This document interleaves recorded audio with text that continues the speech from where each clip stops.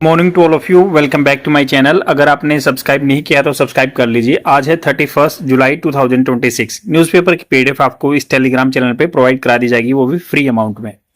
ये है page number 10, editorial page है ये, और इसके बारे में जानेंगे जो क्लियरेंस इन रिवर्स।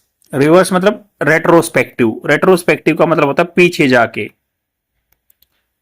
एक तो मतलब होता है प्रोस्पेक्टिव, आगे आने वाला। रेट्रोस्पेक्टिव पीछे जाके टैक्स लगाना या क्लियरेंस लेना, ये गलत है। एनवायरमेंट क्लियरेंस, और क्योंकि बहुत सारी डिजास्टर आ रही हैं, जैसे केरला में फ्लड आ रहे हैं, या जो अपना वेस्टर्न घाट बोलते हैं इसको, इकोलॉजिकल सेंसिटिव एरिया, जैसे कस्तूरी रंगन जैसे अपना माधवगढ़ गिल कमेटी ने रिकमेंडेशन दी थी कि इतना एरिया, लगभग 34-40% जो एरिया है वेस्टर्न घाट का, वो इकोलॉजिकली सेंसिटिव जोन होना चाहिए, तो उससे इशू आता है। इस आर्टिकल के बारे में जानेंगे, बट इससे पहले कुछ अपने ईडियम फ्रेजेस या वोकैबुलरी वर्ड्स जो हैं जनरली एसएससी में आपको देखने को मिलते हैं, वो जानेंगे। तो सबसे पहला वो ईडियम जो है, ईट हम्बल पाई, इसका मतलब हो गया टू एक्सेप्ट इंसल्ट और डिफीट ग्रेसफुली। ईट हम्बल पाई मतलब अपनी बेइज्जती को थोड़ा ग्रेसफुली, शांति तरीके से सह लेना, अपमान या हार को विनम्रता से स्वीकार करना। Flash in the pan, flash in the pan का मतलब sudden success that fails to last. तो इसका मतलब हो गया कि जो एकदम से आएगी ना सफलता, जो टिकी नहीं पाती। फ्लैश इन द पैन मतलब sudden success that fails to last, मतलब लंबे टाइम तक नहीं रुकेगी, वो एकदम से सक्सेस आई चली गई। ट्रांसडेंटल, ट्रांजिटरी सक्सेस आएगी। नेक्स्ट है थ्रो कोल्ड वाटर ऑन, ठंडा पानी फेंकना। टू अपोज और डिस्करेज करना, किसी को अपोज करना या डिस्करेज करना, हतोत्साहित करना। Blow hot and cold, to change one's mood और ओपिनियन, बदलना जो किसी का एक मूड का या ओपिनियन को बदलना, बार बार मन या राय बदलना। Blow hot and cold. Flash in the pan जान लिया, sudden success that fail to last.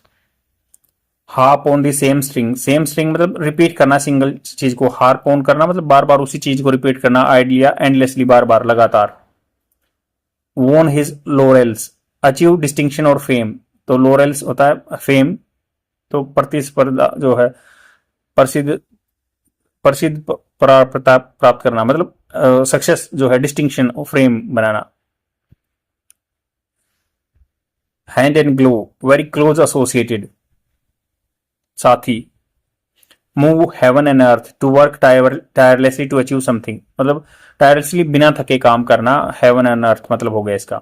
Mad as a hatter, completely insane और एसेंट्रिक, पूरी पागल तरह सनकी। Mad as a Hatter.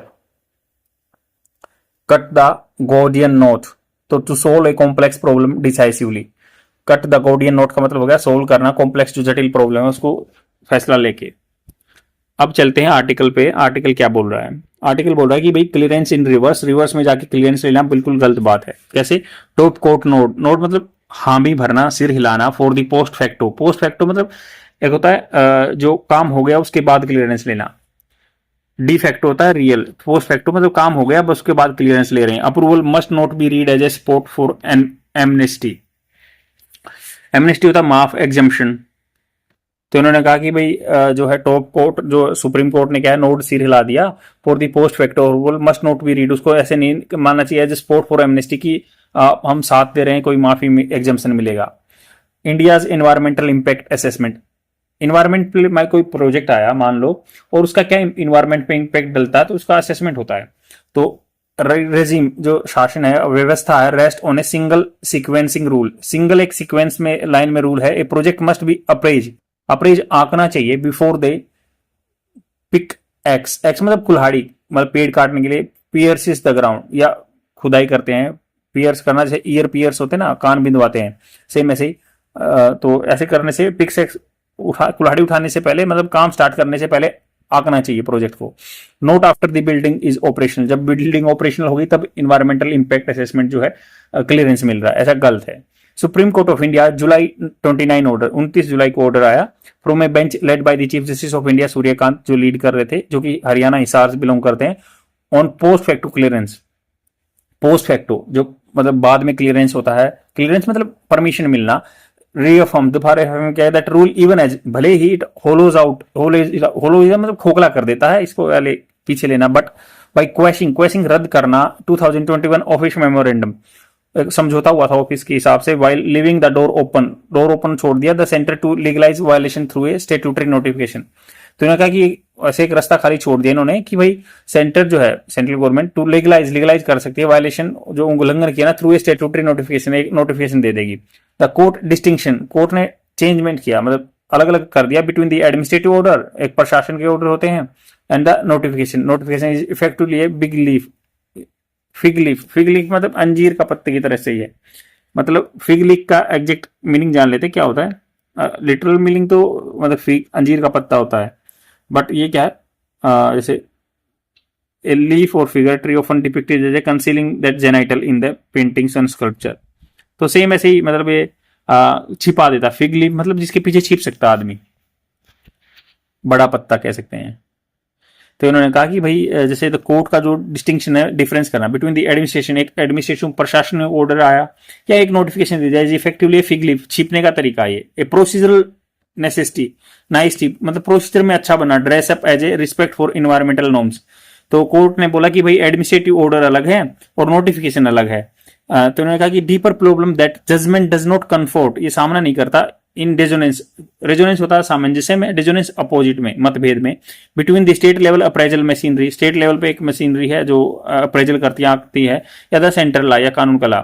दस व्हेन स्टेट EIA अथॉरिटी, जो स्टेट की अथॉरिटी है इन्वायरमेंटल इंपैक्ट असेसमेंट जांचने वाली, एक्सपर्ट कमेटी या पोल्यूशन बोर्ड है, रूटीनली डिस्कवर वायलेशन, वो देखते हैं कि वायलेशन हो रहा है ओनली आफ्टर ए हाईवे और पोर्ट और स्टील प्लांट इज बिल्ट, मतलब ये हाईवे बन गया, पोर्ट बन गया या स्टील प्लांट बन गया, तो स्टेट अथॉरिटी देखते हैं कि बाद में ये नुकसान कर दिया है, यहाँ पे ये तो गलत किया है। Post facto clearance stop being an exception, तो पोस्ट फैक्टो जो बाद में क्लियरेंस मिलता ना उसको स्टॉप रोकना चाहिए, बीइंग एन एक्सेप्शन होना चाहिए, वो तो कभी कभी लेना चाहिए। बिकम्स द डिजाइन, ये डिजाइन बन गया। Large projects are now appraised as a fait accompli, fait accompli मतलब भाग्य बनेगा ये, कि बड़े प्रोजेक्ट हैं तो कंप्लीट होगा ही, and their ecological cost weigh only once demolition would cost more than absolution.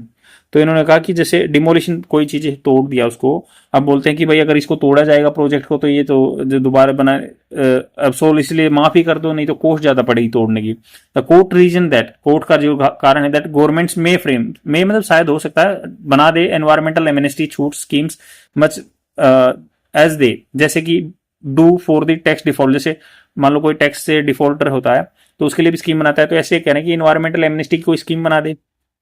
But the logic कोई लॉजिक है दैट जो कि जस्टिफाई करता है रेगुलराइजिंग होता है नियंत्रण करना। An unauthorised colony for the electoral gain can not be transposed on to works that carve into the forest and flood plains. तो इन्होंने कहा कि जो लॉजिक बनाया ना, जो कि जस्टिफाई करता है, रेगुलाइज कर देना, दोबारा से उसको स्ट्रीमलाइन में ले आना, अप्रूव कर देना। अनऑथराइज कॉलोनी, जैसे आपको पता है आजकल जैसे एग्रीकल्चर लैंड पे कॉलोनी बन जाती है, सेम ऐसे ही कह रहे हैं कि भाई मान लो कोई कॉलोनी बन गई फॉरेस्ट में, अब उसको बाद में वोट बैंक के लिए ऑथराइज करना, वो तो गलत है। Unauthorised colony for electoral gain, वोटों में जीतने के लिए, कैन बी ट्रांसपोज, उसको दिखाया जा सकता है on to work. Transpose to work मतलब ट्रांसपोज का पंक्षांतरित, स्थानांतरित कर देना, टसकाना, बदल देना, खिसकाना तो बदल देता है इनटू वर्क्स, उसमें काम में दैट काव जो कि निकाल गया फॉरेस्ट में एंड फ्लड प्लेन में, या जहां पे मतलब नदियां बहती है उसके आसपास के प्लेन एरिया में। Environmental science exist as a discipline, environmental science भी कोई डिसिप्लिन है, प्रीसाइसली मुख्य रूप से इंसिस्ट जोर देता है इंटरकनेक्टनेस, जुड़ा हुआ होना चाहिए, दैट प्लांट, कोई प्लांट है, एनिमल है, पौधा है, एनिमल है, human and microbial system are bound together, सभी इकट्ठे जुड़े हुए हैं। That damage to one propagates through all, मतलब एक में डैमेज होगी ना सभी खराब हो जाएंगे। A wetland is not a unregistered plot, कोई मतलब जहां पे बोलते हैं ना कि जैसे दलदली भूमि है, वो कैसे नहीं कि अनरजिस्टर्ड प्लॉट है, to be regularise on the payment on a fee, अगर मान लो फीस मिल गई तो उसको रेगुलाइज कर देंगे। Even the argument that these are hospitals airports meant for the public good can not automatically justify the environmental cost. कुछ भी हो, चाहे हॉस्पिटल बनाया हो, चाहे एयरपोर्ट बनाया हो, बट एनवायरमेंटल कॉस्ट तो ज्यादा होगी, क्योंकि मान लो आदमी को पानी रिसने की जगह ही नहीं होगी तो सब जगह फ्लड आ जाएगा, जैसे केरला में आया था, तो फायदा क्या उस हॉस्पिटल का। तो वरिंगली ये राइटर कह रहे हैं कि चिंता की बात यह है कि ट्रांजैक्शनल लॉजिक, जो थोड़े टाइम के लिए लॉजिक दिया ना, नाउ हैज लीगल कवर, ये लीगल कवर बन गया है। The existing retrospective clearance do exit a fine from those who bypass the norms.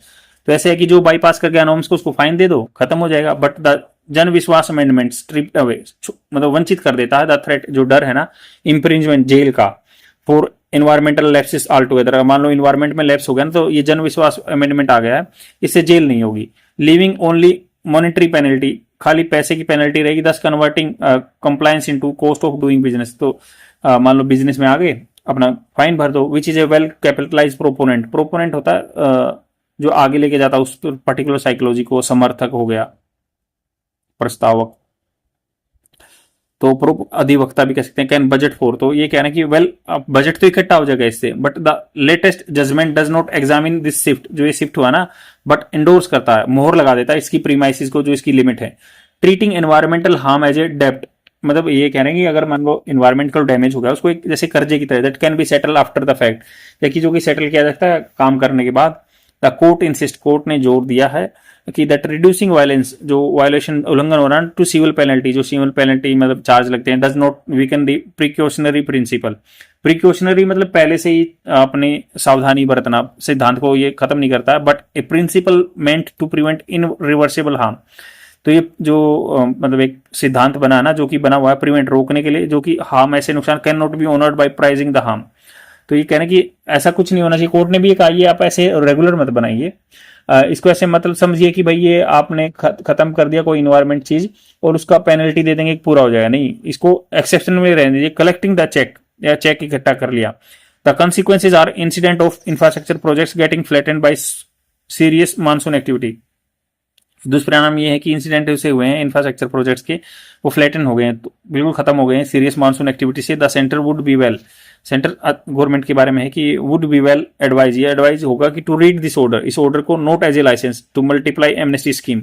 ऐसा नहीं कि कोई छूट करने वाली, जैसे जन विश्वास स्कीम आई छूट देने वाली, but as a mandate, but ये कंपलसरी है to repair the clearance apparatus, जो क्लियरेंस देने का यंत्र बनाया हुआ ना गवर्नमेंट ने, उसको थोड़ा सा क्लीन करें।